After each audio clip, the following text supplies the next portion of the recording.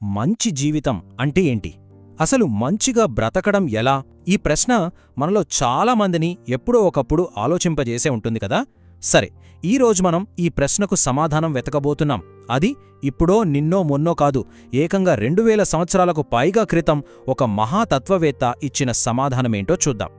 అవును, అదే ప్రశ్న. మంచి జీవితమంటే ఏమిటి? దాన్ని ఎలా జీవించాలి? ఇదే మన ఈరోజు విశ్లేషణకు కేంద్రబిందువు. ఈ యొక్క ప్రశ్న చుట్టూనే మన ప్రయాణం సాగబోతోంది. మరి ఈ పెద్ద ప్రశ్నకు సమాధానం వెతికే మన ప్రయాణంలో మన గైడ్ ఎవరో తెలుసా? ఆయన మరెవరో కాదు, గ్రీకు తత్వవేత్త అరిస్టాటిల్. ఈయన మామూలు వ్యక్తి కాదు, సాక్షాత్తు ప్లేటో శిష్యుడు, ప్రపంచాన్ని గెలవాలనుకున్న అలెగ్జాండర్ ద గ్రేట్కే గురువు. ఆయన ఆలోచనలు పాశ్చాత్య ప్రపంచాన్ని ఎంతలా మార్చేశాయో ఓసారి చూద్దాం. రైట్, ఇక అసలు విషయంలోకి వెళ్ళిపోదాం. అరిస్టాటిల్ ఈ విషయాన్ని చాలా సింపుల్గా మొదలుపెట్టారు.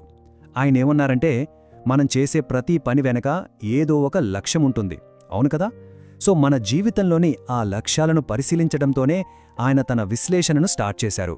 అంటే మనం చేసే చాలా పనులు అవి వాటికవే ముఖ్యం కాదు, వాటి ద్వారా ఇంకేదో సాధించాలని చేస్తాం. అరిస్టాటిల్ వీటిని సాధనా లక్ష్యాలు అని పిలిచారు. సింపుల్గా చెప్పాలంటే ఇవి మన అసలు గమ్యానికి చేర్చే మెట్లు లాంటివన్నమాట. మన రోజువారీ లైఫ్లో చేసే చాలా పనులు ఇలాంటివే. ఒక ఉదాహరణ చూద్దాం.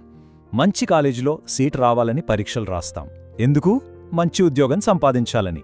ఉద్యోగం ఎందుకు? డబ్బు సంపాదించటానికి. డబ్బెందుకు? హ్యాపీగా ఉండటానికి. మరి సంతోషంగా ఉండటం ఎందుకు? ఆ తర్వాత ఏంటి? చూశారా, ఈ గొలుసుకెక్కడో ఒకచోట ఫుల్ స్టాప్ ఉండాలి కదా. ఆ చివరి గమ్యమేంటి? ఆ ప్రశ్నకే అరిస్టాటిల్ సమాధానం చెప్పారు. ఆయన ప్రకారం ఖచ్చితంగా ఒక అంతిమ లక్ష్యముంటుంది, ఒక ఫైనల్ గోల్ అన్నమాట. దాన్ని మనం ఇంకో దానికోసం కోరుకోం, కేవలం దానికోసమే, దాని స్వతహాగానే మనం దాన్ని కోరుకుంటాం. మన పనులన్నింటికీ అదే అసలైన చివరి గమ్యం. సరే, మరి ఆ అంతిమ లక్ష్యమేంటి? ఇంతకీ మనం దేనికోసం పాకులాడుతున్నాం? అరిస్టాటిల్ దానికిచ్చిన సమాధానం యూడైమోనియా. ఇప్పుడు ఈ పదం కొంచెం కొత్తగా అనిపించొచ్చు. దీన్ని చాలామంది హ్యాపీనెస్ లేదా ఆనందం అని అనువదిస్తారు. కానీ అరిస్టాటిల్ ఉద్దేశంలో అది అంతకంటే చాలా లోతైనది. దాన్ని మనం మానవ వికాసం లేదా సంపూర్ణంగా జీవించడం అని అర్థం చేసుకోవచ్చు. చూడండి, మనం సాధారణంగా ఆనందం అంటే ఏమనుకుంటాం? సుఖం అంటే ఒక మంచి సినిమా చూడటం, ఐస్ క్రీం తినడం, ఇలాంటివి. ఇవి క్షణికం, వస్తాయి పోతాయి. కాని యూడైమోనియా అలా కాదు. అది ఒక స్థితి. ఒక వ్యక్తి తన పూర్తి సామర్థ్యాన్ని వాడుకుంటూ ఒక విలువైన, అర్థవంతమైన జీవితాన్ని గడపడం, అదే యూడైమోనియా. దీని గురించి అరిస్టాటిల్ తన నికోమాకియన్ ఎథిక్స్లో ఎంత స్పష్టంగా చెప్పారంటే, ఆనందాన్ని అంటే యూడైమోనియాని మనం వేరే దేనికోసమో ఎంచుకోం, కేవలం దానికోసమే ఎంచుకుంటామని. అంటే అదే ఫైనల్ డెస్టినేషన్, దానికి మించి ఇంకోటి లేదు. ఓకే, యూడైమోనియానే అంతిమ లక్ష్యం అని అర్థమైంది. కాని ఆ మంచి జీవితాన్ని, ఆ యూడైమోనియాని ఎలా సాధించాలి? ఇక్కడే అరిస్టాటిల్ ఇంకో ఇంట్రెస్టింగ్ ప్రశ్న అడిగారు. అదేంటంటే, అసలు మనిషిగా మన ప్రత్యేకతేంటి, మన ఫంక్షన్ ఏంటి? ఈ ఫంక్షన్ అనే ఐడియాని అర్థం చేసుకోవటానికి ఒక సింపుల్ ఉదాహరణ చూద్దాం. ఒక కత్తిని తీసుకోండి. దాని పని ఏంటి? కోయడం. ఒకవేళ అది చాలా పదునుగా, చక్కగా కోస్తుంటే మనం దాన్ని మంచి కత్తి అంటాం, అంతే కదా? సింపుల్. ఇప్పుడు ఇదే లాజిక్ని మనుష్యులకు అప్లై చేద్దాం. అరిస్టాటిల్ ఎలా ఆలోచించారంటే, మనలోనూ కొన్ని లక్షణాలున్నాయి. మొక్కల్లాగే మనం కూడా పెరుగుతాం, పోషణ తీసుకుంటాం. జంతువుల్లాగే మనకు ప్రపంచాన్ని గ్రహించే ఇంద్రియాలున్నాయి. మరి వీటన్నిటితో పోలిస్తే మనకు మాత్రమే ప్రత్యేకంగా ఉన్నదేంటి?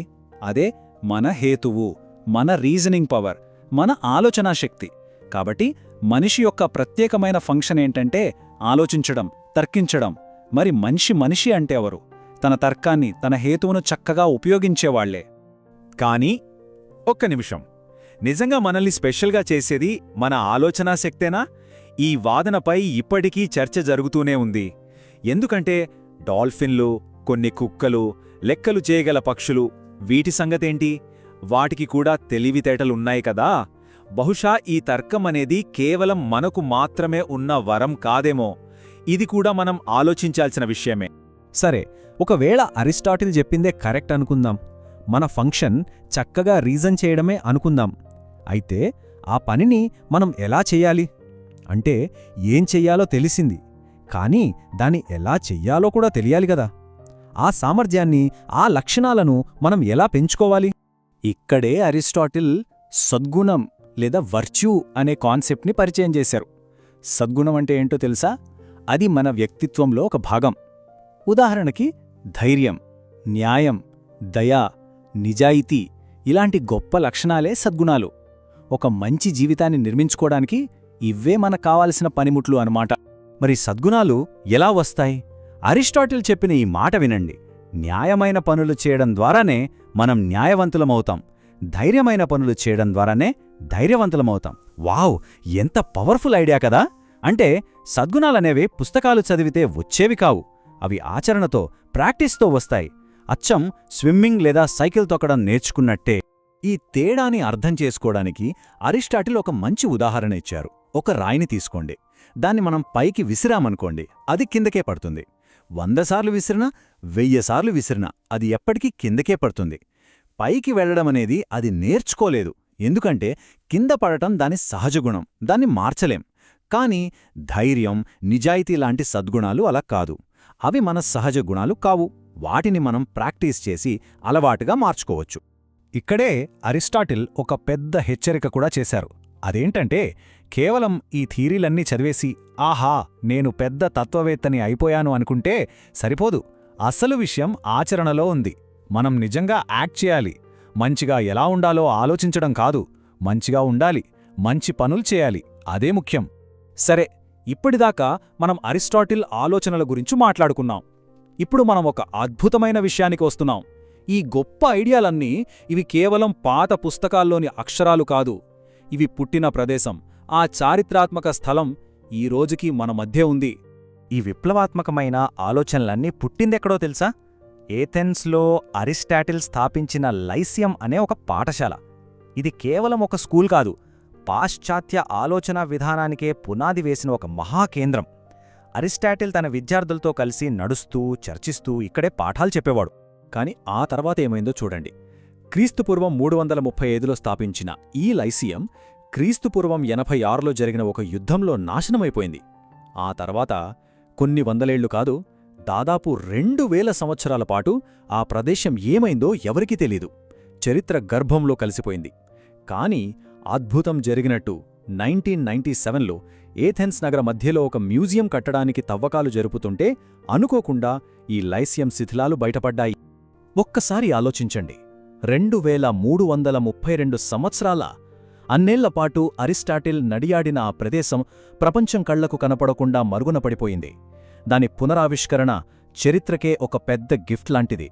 అరిస్టాటిల్ ప్రభావం ఎంత గొప్పదో చెప్పడానికి రాఫేల్ గీసిన ఈ ఒక్క పెయింటింగే చాలు. ది స్కూల్ ఆఫ్ ఎథెన్స్ అనే ఈ ఫేమస్ చిత్రంలో ఎంతోమంది తత్వవేత్తల మధ్యలో సెంటర్లో నీలిరంగు డ్రెస్లో ఉన్నది అరిస్టాటిలే. ఆయన పక్కనే ప్లేటో ఉన్నారు.